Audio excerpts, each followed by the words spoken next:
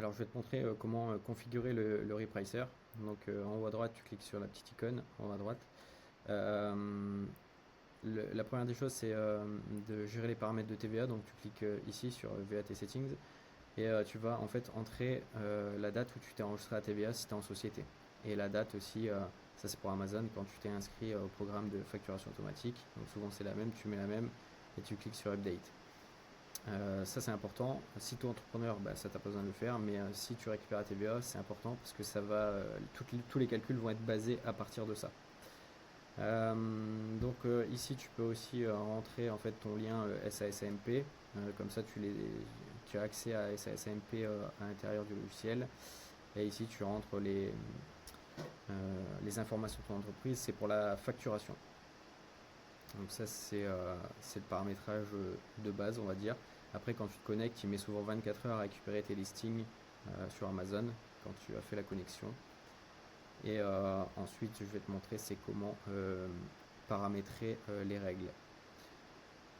Donc tu vas dans Repricer, Repricer Rule, et tu cliques sur ajouter une règle. Ici, moi je clique sur le crayon, tu vas arriver ici. Donc la première, moi je l'ai nommée FBA 40%. Tu peux mettre défaut et active. Ici tu cliques sur Fulfillment Prime, la condition nouveau. Tu peux mettre pause, hein, je vais vite, mais c'est pour éviter que la vidéo elle dure 10 ans, mais pause et tu reprends. Dans Match Offer, tu cliques sur Price Match. Mon anglais qui est terrible. Ici sur Match Lowest et dans toutes les cases du bas, tu cliques sur Match Price. Ensuite, dans le minimum, tu as soit le choix de mettre un minimum de profit, donc en euros, soit un minimum de marge, soit un minimum de ROI. Moi, je travaille que ROI parce que ça simplifie tout. Mes achats, ils sont conditionnés à un ROI minimum, etc.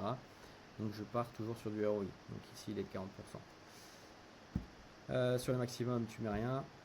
Automatisation, ça en fait, je vais te montrer. Après, il faudra que tu crées d'autres règles.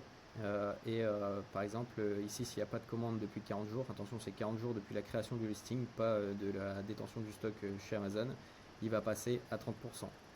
Donc ça, tu pourras les régler une fois que tu auras dupliqué toutes les règles. Ici, je mets rien.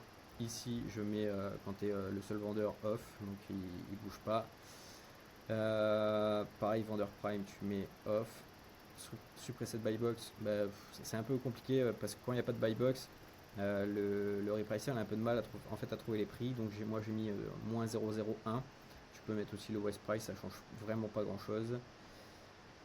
Le snooze, donc ici tu mets snooze override. Le snooze c'est quoi? C'est en fait le repricer il va faire une pause. C'est pour éviter en fait la guerre des prix parce qu'il y a des gens qui règlent leur repricer avec des règles plus agressives et ça fait descendre le prix. Donc la nuit de 1h à 5h30 il s'arrête. Stop, il arrête de repricer. Et quand il va recommencer, moi je lui ai mis ne rien faire. Ça veut dire qu'il va aller juste se recoller au prix le plus bas, conditionné par mes règles de minimum. Et donc ça évite la guerre des prix. Je vous conseille vraiment pas de mettre des 0,1 centime parce que si vous êtes deux à avoir un repricer, ça va se battre jusqu'au minimum. Ça baisse les marges, ça sert à rien. La buy box elle est partagée quand vous êtes tous au même prix. Ça dépend de pas mal de choses, mais c'est quand même assez partagé. Donc franchement, ça sert à rien de faire une guerre des prix. Je vous le déconseille. Bulk change, c'est quand tu veux faire des gros changements, mais ça sert pas à grand chose. Donc une fois que tu as créé toutes tes règles, ici après la 40% tu la descends à 30 et la 30% par exemple tu vas la descendre à 20 et la 20% à 10. Et sur les autres règles, moi je mets 10 jours d'écart. Donc tu dupliques les règles, ensuite tu vas dans Automation. S'il n'y a pas de vente depuis, donc pour celle-là on laisse 40 et après on passe à 30 jours. Après tu vas sur la règle de 30, tu mets 10 jours et ça passe sur la règle de 20. Sur la règle de 10, 10 jours après ça passe sur la règle de 1, ainsi de suite. Voilà, je te fais pas le schéma, c'est pas très compliqué. Tu as juste à dupliquer, renommer tes règles. Tu peux mettre pause, comme ça tu peux copier ma règle si tu en as envie, ou tu fais la tienne, hein, j'ai pas la science infuse là-dessus. Voilà, en tout cas c'est hyper important de le régler. Et après quand tu ajoutes un produit, tu vas dans le menu Cost of Goods, ça s'appelle, et tu rentres le prix d'achat de ton produit. parce que le repricer il va se baser tout le temps par rapport à ton produit d'achat. Donc à chaque fois que tu ajoutes un produit, ça met un peu de temps, mais le lendemain souvent il est édité en fait sur Seller Toolkit, et ben tu mets à jour tous tes prix d'achat. Et après tu n'as plus rien à faire. Tu as juste à regarder ton chiffre. Magnifique.